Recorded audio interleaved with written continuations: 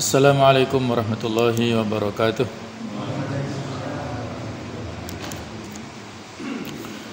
Alhamdulillah.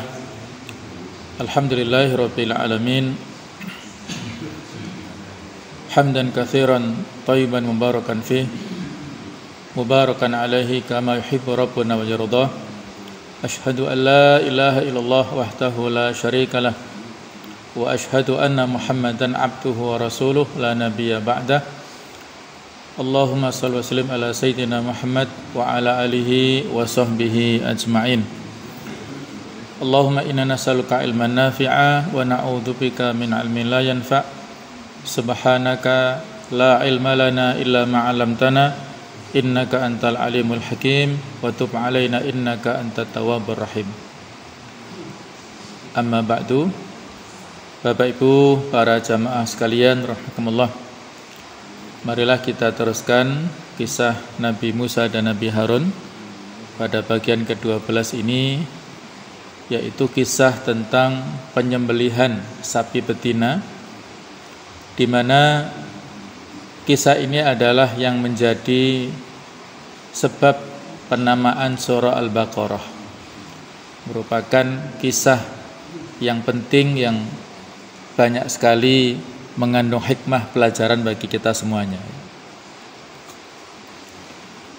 di mana secara garis besar bahwa pada suatu hari Bani Israel ini mendapatkan seseorang yang tewas terbunuh dan tidak diketahui siapakah pembunuhnya, sehingga menjadikan masyarakat saat itu saling tuduh-menuduh.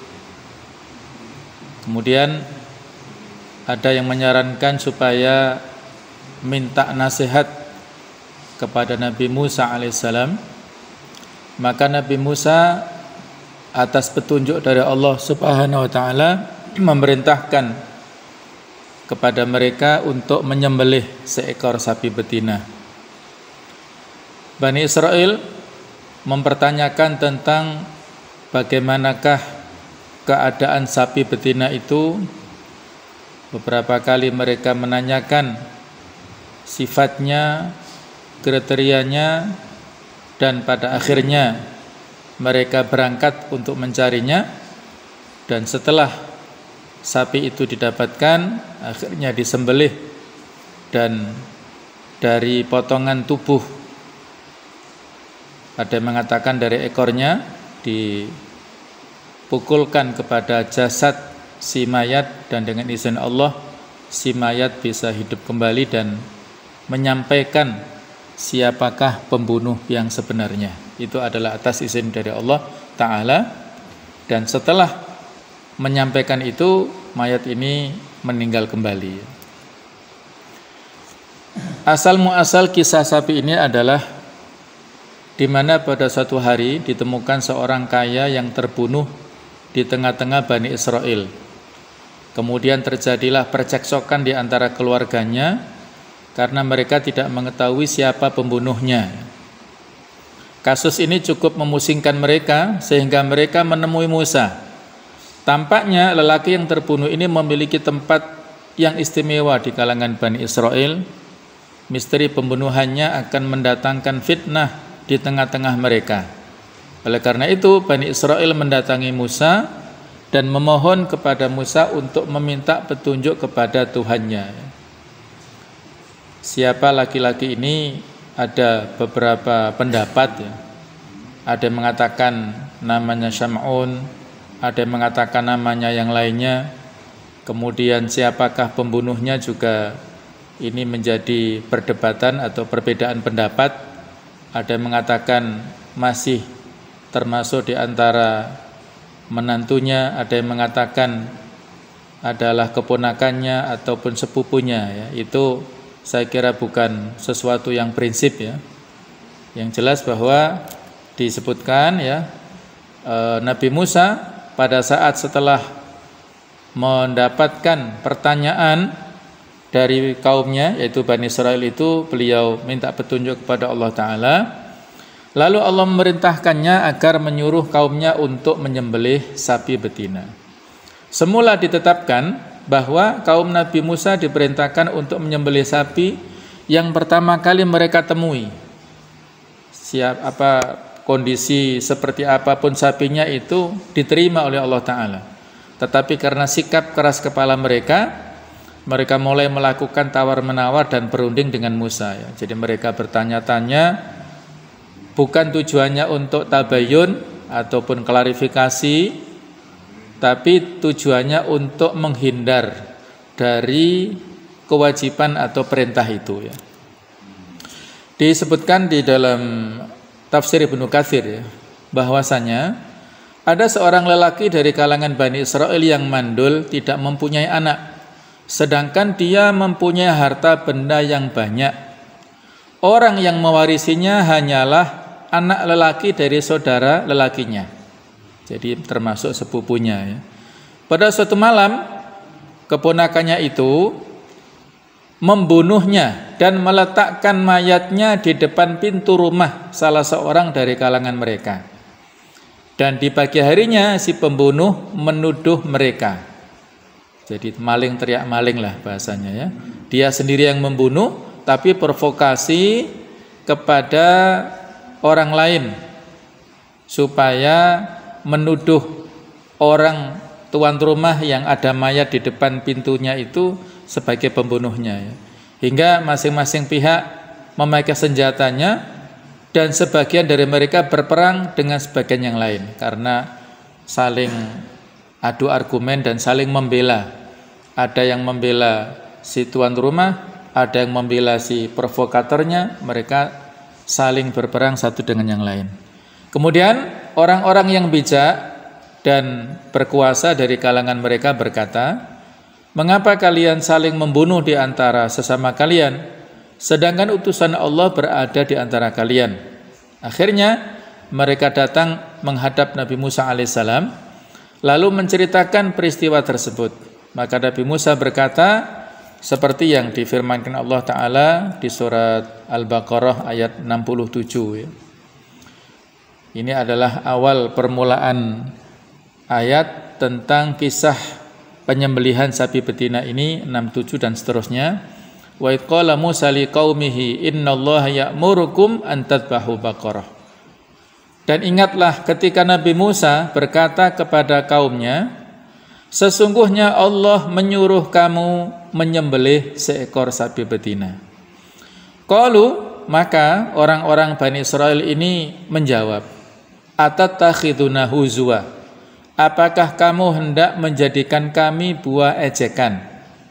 Artinya di satu sisi mungkin mereka terlalu cerdas sehingga menggunakan otak pikirannya semata-mata bukan dengan hatinya, sehingga mereka tidak mampu untuk mengkaitkan antara penyembelihan sapi betina dengan peristiwa terbunuhnya seseorang ini. Apa hubungannya antara penyembelihan sapi nanti dengan terbunuhnya seseorang yang misterius ini?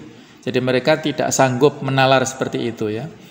Jiwa kritisnya terlalu berlebihan sehingga mendahulukan egonya, tidak mendahulukan ketaatannya, tapi mendahulukan sifat pribadinya itu. Maka Nabi Musa mengatakan, qala a'udzubillah an akuna minal jahilin, aku berlindung kepada Allah agar tidak menjadi salah seorang dari orang-orang yang jahil atau orang-orang yang bodoh. Nah, akhirnya Nabi Musa berdoa kepada Tuhannya. Mereka mendapatkan kesulitan di mana sapi yang seharusnya mudah mereka dapati, kini mereka mendapatkan kriteria sapi yang sangat rumit, yaitu sapi yang tidak tua dan tidak muda, yakni yang sedang-sedang saja. Demikianlah ketetapan ilahi itu, tetapi lagi-lagi perundingan masih berlangsung. Mereka mengemukakan pertanyaan-pertanyaan yang aneh. Apa warna sapi ini? Mengapa Nabi Musa tidak berdoa kepada Tuhannya dan menjelaskan warna sapi ini? Beginilah mereka tidak menunjukkan sikap sopan dan hormat kepada Allah SWT dan kepada nabinya yang mulia. Seharusnya mereka patuh terhadap perintah itu dan tidak bertanya yang macam-macam. Namun mereka justru mempersoalkan masalah yang sederhana ini dengan sikap penentangan dan keras kepala. Lagi-lagi Musa bertanya kepada Allah Ta'ala dan memberitahu tentang warna sapi yang dimaksud. Nabi Musa mengatakan bahwa sapi itu berwarna kuning yang warnanya mengundang kekaguman orang yang melihatnya. Demikianlah sifat sapi itu ditentukan, di mana ia berwarna kuning yang warnanya agak kemerah-merahan. Meskipun masalah ini sudah sangat jelas, mereka kembali menunjukkan sikap pembangkangan dan keras kepala. Maka Allah memperketat syarat sapi itu, sebagaimana mereka berusaha untuk menyakiti hati Nabi Musa. Mereka kembali bertanya kepada Nabi Musa dan meminta kepadanya agar berdoa kepada Tuhannya dan minta penjelasan tentang hakikat sapi itu, karena bagi mereka sapi itu masih samar ya. Jadi mereka pura-pura tidak mengetahui dan masih bingung ya, padahal kalau dilaksanakan tidak ada yang susah sebenarnya. Nabi Musa memberitahu kepada mereka bahwa sapi itu tidak disiapkan untuk membajak sawah atau untuk memberi minum. Ia adalah sapi yang sehat dan tidak cacat, dan sapi itu benar-benar berwarna kuning, tidak ada belangnya sama sekali ya. Maka berakhirlah sikap pembangkangan mereka. Mereka mulai mencari sapi yang dimaksud yang memiliki sifat yang khusus ini. Akhirnya mereka menemukan sapi itu yang dimiliki oleh seorang anak yatim ya. Jadi sapi ini dinamakan al-mudzahabah ya, artinya yang kuning keemasan ya. Jadi ceritanya bahwasanya hiduplah seorang ibu bersama anaknya yang sudah yatim ya. Ayahnya sudah meninggal beberapa tahun yang lalu, dan anak ini adalah seorang anak yang soleh, yang sangat taat hormat kepada ibunya. Sehari-harinya anak ini pergi ke hutan untuk mencari kayu bakar, kemudian setelah itu dia jual ke pasar. Hasilnya sepertiga dari penjualan kayu itu disedekahkan, kemudian sepertiganya diberikan kepada ibunya, baru sisanya dia manfaatkan untuk keperluan pribadinya ya. Terus seperti itu ya. Akhirnya si ibu ini kasihan melihat anaknya yang masih remaja atau masih relatif kecil lah ya, yang belum dewasa, bekerja seperti itu. Maka ibunya menyampaikan sebuah rahasia yang itu adalah merupakan titipan dari ayahnya almarhum ya. Jadi ayahnya almarhum ini dulu pada saat masih mudanya menyimpan sapi betina yang masih kecil pada saat itu di tengah hutan, dan dititipkan oleh ayahnya kepada Allah Ta'ala, nanti satu saat akan dibutuhkan oleh keluarganya, seperti itulah. Maka pesan ini disampaikan pada si anak ini oleh sang ibu ya, pergilah kamu ke tengah hutan wahai anakku, nanti kamu akan menemukan sapi betina yang dititipkan oleh ayahmu dulu. Bagaimana cirinya? Cirinya itu adalah pada saat kamu melihatnya di tengah terik matahari, maka seolah-olah ada sinar yang memantul dari jasad atau dari fisik sapi ini, karena saking berkilauannya, saking kilapnya. Kamu kalau setiap melihat pada sinar matahari memantul dari tubuhnya, kuning keemasan.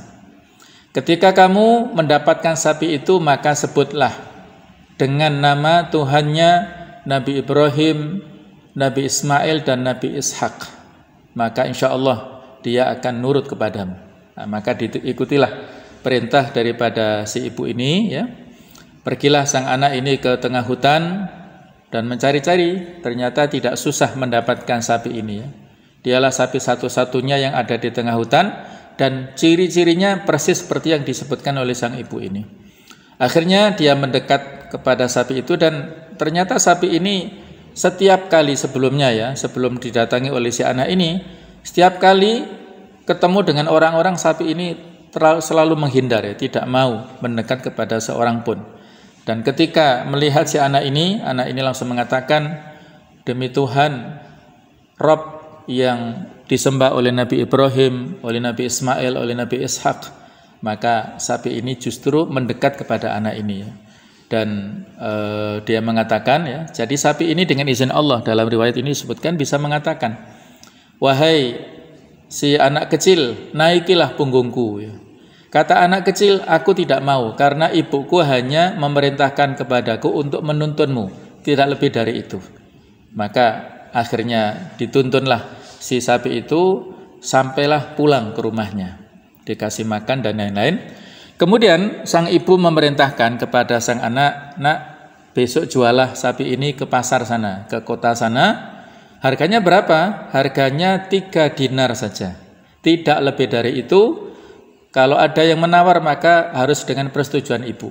Maka besok paginya berangkatlah si anak membawa sapi ini ke pasar, dan di tengah jalan bertemu dengan malaikat yang menyamar sebagai saudagar ya, sebagai seseorang manusia. Bertanya, wahai nak, apakah sapimu ini kamu jual ya? Berapa harganya? Harganya 3 dinar. Maka malaikat menawar, bolehkah aku membeli dengan harga 6 dinar? Nah, ini aneh ya. Biasanya nawar harga lebih rendah, ini nawar lebih tinggi.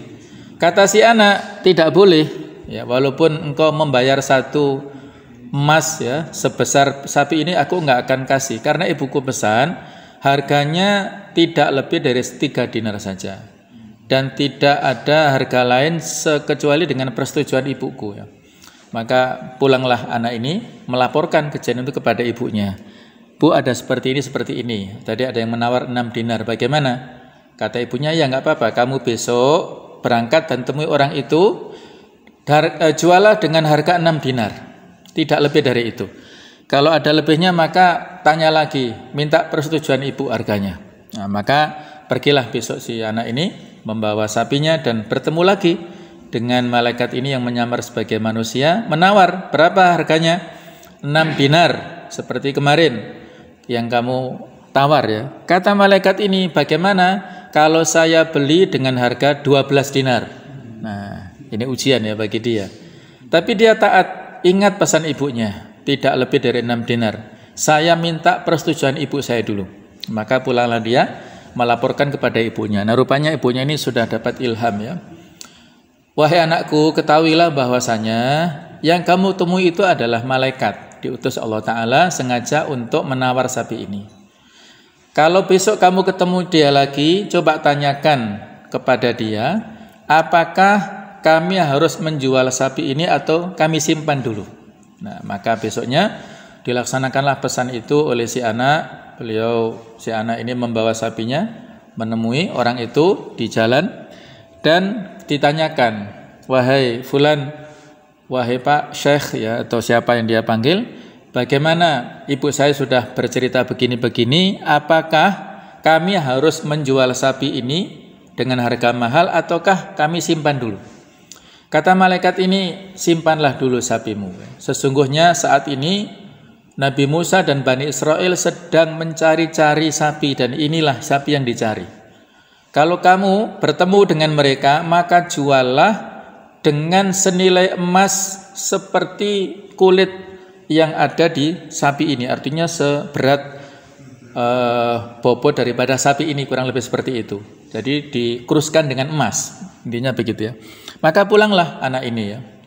Dan ternyata betul, tidak lama kemudian Bani Israel sudah mencari kemana-mana, dan ternyata ketemulah dengan sapi yang dicari-cari itu, dan ternyata dihargai ya, sapi yang sudah dicari-cari itu dihargai dengan emas seberat sapi tersebut dan sebanyak bulu-bulu ataupun kulit yang ada di sapi itu. Dan akhirnya anak ini menjadi orang kaya bersama ibunya ya, tentunya atas keberkahan ya, birrul walidain, dia begitu patuh dan taatnya kepada ibunya sehingga Allah memberikan balasan yang sangat banyak. Jadi itulah kurang lebih bagaimana asal usul daripada sapi betina itu. Dan ketika mereka sudah membelinya, akhirnya menyembelihnya ya. Dan Nabi Musa memegang ekor sapi itu lalu memukulkannya kepada orang yang terbunuh. Tiba-tiba orang itu bangkit dari kematiannya. Dan Nabi Musa bertanya kepadanya tentang siapa yang membunuhnya. Lalu ia pun menceritakan siapa yang membunuhnya dan ia mati lagi. Yang membunuhnya adalah si keponakannya tadi ya, yang mana dia itu orang yang tamak ya, yang tidak sabar menunggu kematian pamannya, dia terburu-buru untuk mendapatkan harta warisan yang banyak, tidak ada ahli waris lain, ternyata justru dialah yang nanti terhalangi ya, karena syariatnya orang yang membunuh itu tidak bisa mewarisi harta daripada orang yang dibunuh. Jadi Bani Israel menyaksikan mukjizat tentang penghidupan orang yang mati ini. Mereka mendengarkan dengan telinga mereka sendiri tentang nama si pembunuh, dan akhirnya misteri pembunuhan itu tersingkap ya. Mereka sudah tidak ada khilaf lagi ya, selesai masalah yang dihadapi oleh Bani Israel itu ya. Nah, jemaah sekalian, rahimakumullah, ini diabadikan di surat Al-Baqarah ayat 72 sampai 73. Wa id qataltum nafsan fadara'tum fiha, dan ingatlah ketika kalian membunuh seorang manusia lalu kalian saling tuduh menuduh tentang itu, saling berselisih, saling berbeda pendapat. Wallahu mukhrijum ma kuntum taktumun, dan Allah hendak menyingkapkan apa yang selama ini kamu sembunyikan. Fakulna tribu bi ba'dihha, maka kami berfirman, pukullah mayat itu dengan sebagian anggota sapi betina itu. Kadzalika yuhyillahul mauta wa yurikum ayatihi la'allakum ta'qilun. Yang demikian itulah Allah menghidupkan kembali orang-orang yang telah mati dan memperlihatkan kepadamu tanda-tanda kekuasaannya agar kamu mengerti, supaya orang Bani Israel ini menggunakan akalnya ya. Mereka orang-orang yang sebenarnya cerdas, tapi karena sering mendahulukan nafsunya, mendahulukan syahwatnya, sehingga mereka sering tidak bisa berpikir dengan jernih. Nah, melalui fenomena ini adalah menjadi mukjizat yang harusnya bisa menyadarkan orang Bani Israel. Ternyata mereka setelah kejadian ini tidak sadar-sadar ya. Jadi mereka selalu membuat ulah ya. Coba kita perhatikan ya tentang sikap yang dimiliki oleh Bani Israel. Bagaimanakah adab mereka, etika mereka kepada Nabi mereka dan Tuhan mereka. Dan barangkali konteks Al-Quran menyinggung hal itu dengan cara menunjukkan pengulangan kata Rabbuka atau Tuhanmu. Jadi kalau kita lihat ya bagaimana mereka bertanya-tanya secara berulang kali kepada Nabi Musa, qalu du'u lana rabbaka. Mereka berkata, wahai Musa, berdoalah untuk kami kepada Tuhanmu. Ini yang digarisbawahi di sini adalah kata-kata rabbaka ya, yang mereka gunakan saat berbicara dengan Musa. Seharusnya ketika mereka berbicara dengan Musa sebagai bentuk sopan santun, mereka mengatakan, mohonkanlah untuk kami kepada Tuhan kami, Rabbana. Jadi ayat Al-Qur'annya qalu du'u lana rabbaka, bukan qalu du'u lana rabbana.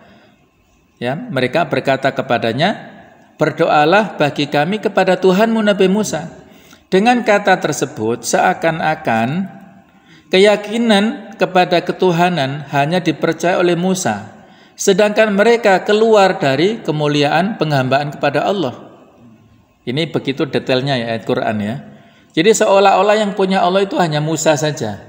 Mereka itu nggak tahu Tuhannya siapa. Nah ini Rabbaka ya, berdoalah kepada Tuhanmu untuk kami, seperti itu ya. Mintalah kepada Tuhanmu untuk kami, supaya Tuhanmu itu menjelaskan kriteria sapi ini. Nah inilah betapa kurang beradabnya mereka ya dalam menyebut ya nama-nama atau memberikan isyarat tentang Allah Ta'ala, kemudian juga kepada nabinya sendiri ya. Perhatikanlah ayat-ayat tersebut bagaimana ia mengisyaratkan hal ini. Kemudian renungkanlah ejekan mereka ketika mereka mengatakan, sekarang barulah kamu menerangkan hakikat sapi betina yang sebenarnya. Jadi rupanya dikira sebelumnya itu Nabi Musa ya, main-main ya.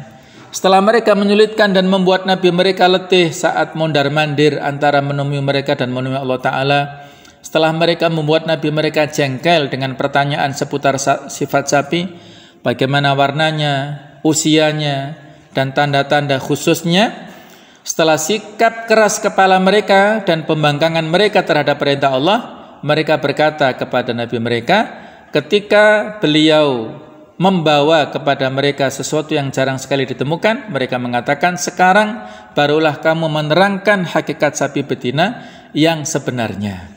Jadi rupanya itu ya pembangkangan yang dilakukan oleh orang-orang Bani Israel ini. Seakan-akan Nabi Musa sebelumnya bermain-main dengan mereka dan tidak serius, dan seolah-olah apa yang beliau katakan sebelumnya tidak menunjukkan kebenaran sedikit pun. Kemudian lihatlah konteks ayat tersebut yang menunjukkan kelaliman mereka. Kemudian mereka menyembelihnya dan hampir saja mereka tidak melaksanakan perintah itu ya. Fadzabahuha wa ma kadu yaf'alun. Hampir-hampir mereka tidak melaksanakan perintah itu. Nah, jamaah sekalian, tidakkah ayat tersebut menunjukkan kepada Anda akan sikap keras kepada mereka dan usaha mereka memperlambat atau menunda perintah Allah Ta'ala? Demikianlah sikap Bani Israel di atas meja perundingan. Demikianlah cara mereka berunding dengan Nabi mereka yang mulia, yaitu Nabi Musa. Nabi Musa mendapatkan perlakuan yang keras dan perlakuan tidak sopan dari kaumnya. Nabi Musa menahan beban penderitaan yang berat saat beliau berdakwah di jalan Tuhannya. Barangkali problem utama yang dialami Nabi Musa adalah bahwa beliau diutus di tengah-tengah kaum yang cukup lama merasakan dan menikmati kehinaan.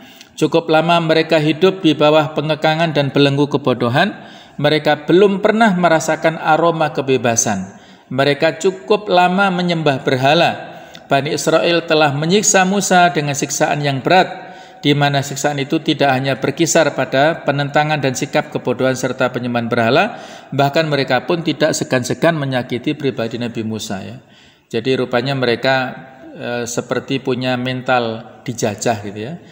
Bukan mental sebagai orang yang merdeka, tapi memiliki mental yang dijajah, ingin menjadi budak terus-menerus, yang mereka itu lakukan atau alami pada saat mereka berada di Mesir di bawah pemerintahan Fir'aun. Dengan kezaliman dari Fir'aun itu rupanya mereka menikmatinya. Nah, itulah repot ya bergaul dengan orang-orang seperti itu ya. Nah, inilah sifat buruk Bani Israel yang diperingatkan Allah oleh Nabi sallallahu alaihi wasallam dalam sabdanya. An Abi Hurairah radhiyallahu anhu qala, sami'tu Rasulullah sallallahu alaihi wasallam yaqulu ma nahaitukum anhu fajtanibuhu wa ma amartukum bihi fa'tu minhu mastata'tum fa innama ahlakal ladzina min qablikum kathratu masailihim wa ikhtilafuhum ala anbiya'ihim. Dari Abu Hurairah radhiyallahu anhu, beliau berkata, aku telah mendengar Rasulullah SAW bersabda, apa yang telah aku larang terhadap kalian maka jauhilah, dan apa yang aku perintahkan kepada kalian maka kerjakanlah semampu kalian. Coba kita lihat di sini ketika bicara tentang masalah larangan, fastanibuhu ya, jauhilah. Tidak ada kata-kata mastata'tumnya, artinya menjauhi kemungkaran ini sangat ditekankan ya dalam Islam. Kemudian ketika Rasulullah menyampaikan tentang perintah, itu kerjakanlah semampu kalian, mastata'tum. Setelah itu beliau membuat perbandingan. Fa inna ma ahlakal ladzina min qablikum. Sesungguhnya apa yang telah membinasakan umat sebelum kalian adalah karena mereka banyak bertanya dan menyelisihi nabi-nabi mereka. Ini kathratu masailihim wa ikhtilafuhum ala anbiya'ihim ya. Mereka selalu bertanya terus-menerus, minta terus-menerus, tidak ada puas-puasnya, tidak ada qanaahnya sama sekali, dan mereka menyelisihi segala macam instruksi ataupun perintah ataupun larangan yang disampaikan oleh nabi-nabi mereka. Maka ini juga menjadi peringatan bagi kita semuanya yang disampaikan Allah Ta'ala di surat Al-Ma'idah ayat 101. Allah melarang kita untuk banyak bertanya tentang sesuatu yang sudah cukup dalam syariat kita. Ya ayyuhalladzina amanu la tas'alu an asya'a in tubdalakum tasukum. Wahai orang-orang beriman, janganlah kamu menanyakan kepada nabimu hal-hal yang jika diterangkan kepadamu akan menyusahkan kamu. Yang sudah jelas, yang sudah zahir, yang sudah aplikatif, tapi ditanya-tanyakan malah menyusahkan ya. Dulu pernah Nabi sallallahu alaihi wasallam itu menyampaikan tentang masalah kewajiban haji ya. Beliau mengumpulkan penduduk ya, yang ada Di sana ada multi etnis dan multi agama. Ada kaum muslimin, ada orang-orang kafir Quraisy, ada orang Yahudi, ada orang Nasrani, ada orang-orang Majusi, ada juga kaum Sabi'in, ada 6 etnis agama dikumpulkan. Kemudian Nabi sallallahu alaihi wasallam menyampaikan sebuah perintah, innallaha faradha 'alaikumul hajja fahajjuha. Wahai manusia semuanya, Allah telah mewajibkan kepada kalian ibadah haji, maka laksanakanlah. Nah, orang-orang kafir tidak mau melaksanakannya. Mereka tidak mau mengikuti petunjuk itu. Mereka terang-terangan tidak mau mengikuti ya tentang perintah itu. Tapi ada salah seorang di antara kaum muslimin yang mungkin tidak faham ataupun tidak mengerti ya. Bertanya kepada Nabi sallallahu alaihi wasallam, "Ya Rasulullah, aku la amin, apakah Rasulullah, apakah kewajiban hajinya itu setiap tahun?" Nabi diam saja mendapat pertanyaan ini. Ditanyakan 2 kali, "Apakah setiap tahun kewajiban haji itu ya Rasulullah?" Beliau diam saja sampai ketiga kalinya, apakah setiap tahun kewajiban haji itu Rasulullah? Maka Nabi mengatakan, lau qultu na'am la wajabat. Seandainya aku jawab iya, maka akan menjadi wajib haji tiap tahun dan kalian tidak akan mampu untuk melakukannya. Nah, alhamdulillah beliau tidak menjawab iya ya, tapi beliau diam saja. Nah, ini contoh ya, bahasanya ada seorang sahabat ini nggak tahu. Tidak disebutkan siapa namanya, siapa kriterianya ya, tidak disebutkan. Tapi ini pelajaran ya, menarik. Wong diwajibkan 1 kali seumur hidup saja, banyak di antara kita ya yang belum mampu melaksanakannya. Apalagi sesudah masa pandemi ini molor ya, jadi porsinya mungkin sampai 69 tahun ya. Jadi kita daftar sekarang, dapat porsi sekarang itu 69 tahun di websitenya. Di websitenya ya, itu baru keberangkatannya tahun setelah 69 tahun itu ya. Jadi nggak tahu masih hidup apa enggak kita ya. Tapi ya kita nggak perlu susah ya, artinya Allah nanti yang ngatur ya. Apakah memang seperti itu atau ada perubahan, misalnya ada penambahan porsi dan sebagainya, itu sesuatu yang tidak mustahil ya. Yang penting ada azam dari kita untuk berangkat ke tanah suci ya. Kalau kita punya uang untuk nabung untuk membayar porsi 25 juta silahkan. Kalau dengan itu kita umroh dulu, monggo silahkan. Kita berdoa di sana supaya kita bisa berangkat haji juga tidak ada masalah ya. Jadi semuanya tergantung daripada kenyamanan kita masing-masing ya. Yang penting adalah niatnya. Baiklah, ada hadis yang memberikan rambu-rambu kepada kita ya. Jauhilah kalian 3 hal yang diharamkan dan 3 hal yang dibenci. Sebagaimana sabda Nabi sallallahu alaihi wasallam, "Innallaha harrama 'alaikum uquqal ummahat." Sesungguhnya Allah mengharamkan kepada kalian untuk durhaka kepada kaum ibu. Wa man'an wahati adalah berarti menolak untuk memberikan hak orang lain dan menuntut apa yang bukan haknya. Jadi orang yang bakhil ya, orang yang ketika dimintai, dia pinjam sesuatu misalnya, disuruh mengembalikan dia nggak mau. Kemudian dia suka menuntut hak dari orang lain yang bukan haknya, dia minta. Nah, itulah orang yang berlebihan ya, orang yang rakus, orang yang tamak. Yang ketiga, wa'dal banat, mengubur anak perempuan hidup-hidup pada masa jahiliyah dulu. Mereka khawatir anaknya ini yang membuat malu ya. Jadi orang jahiliyah dulu hobinya kan perang ya. Kalau punya anak perempuan nggak bisa diajak perang, jadi mereka malu, daripada malu anaknya dibunuh hidup-hidup. Nah, itulah pikiran picik dari orang-orang jahiliyah ya. Jadi itu diharamkan. Wa karihalakum qila wa qala. Dan Allah memakruhkan, membenci kepada kalian 3 hal, yaitu qila wa qala. Qila itu arti harfiahnya adalah dikatakan, qala adalah mengatakan.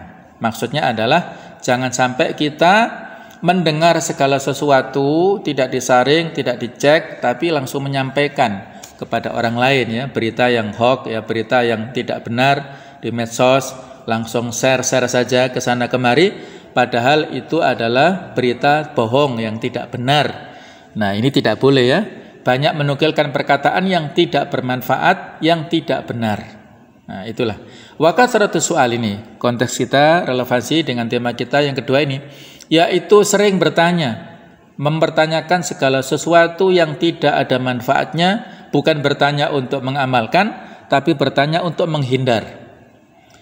Kemudian ketiga adalah wa'idu'atul mal, menyia-nyiakan harta, menghambur-hamburkan harta, walaupun mungkin kita punya harta itu ya, tapi masih ada banyak hak orang miskin yang belum kita tunaikan ya.